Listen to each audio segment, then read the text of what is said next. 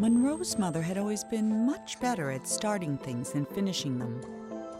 When she died, she left behind over 300 canvases, not one of them finished, along with Monroe, who felt pretty unfinished himself. The orphanage allowed him to keep only one painting, and so he chose the Unfinished Swan that had always been his mother's favorite.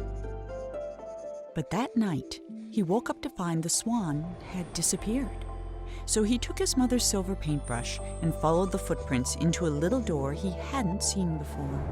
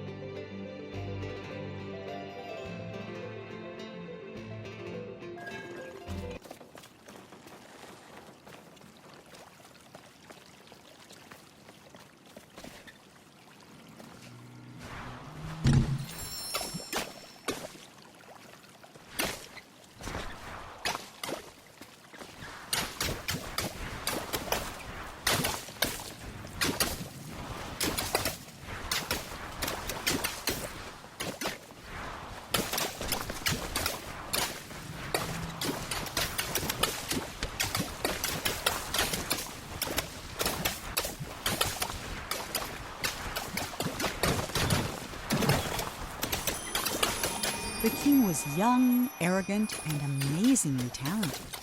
He was convinced no color existed that was good enough for his garden, so he left it white.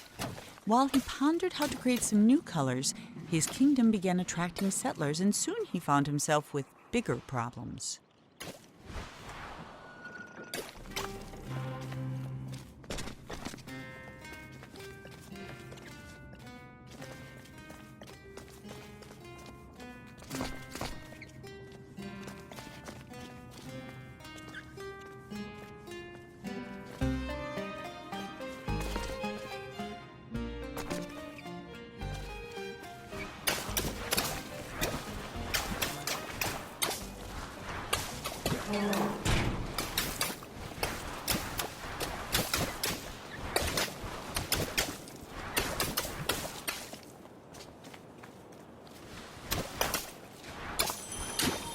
The king's new subjects were tired of white.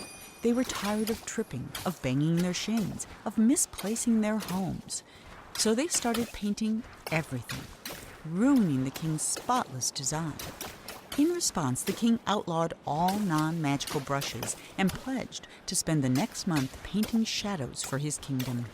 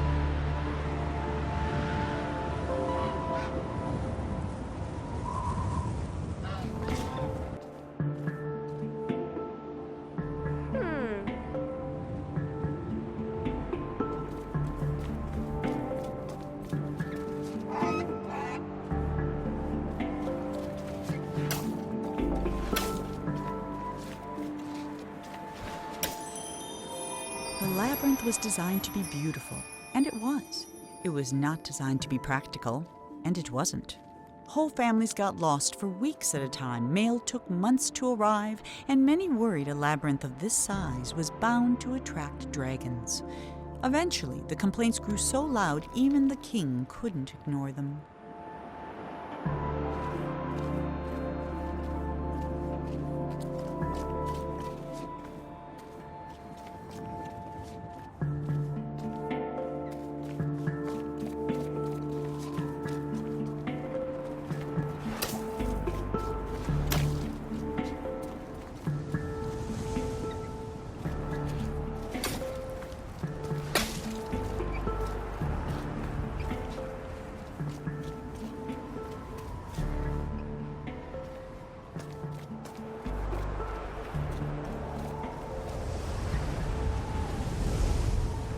Whoa.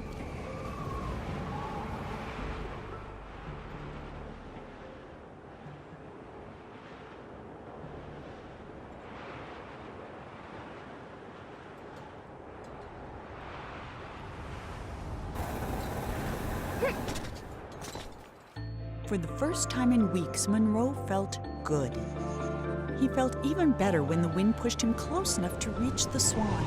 He was feeling so good, in fact, that he forgot all about his fear of heights. But when the swan wriggled free and Monroe fell over the side, he remembered almost immediately. That might have been the end of Monroe if this were a shorter story, but it isn't, which is why Monroe's troubles were just beginning.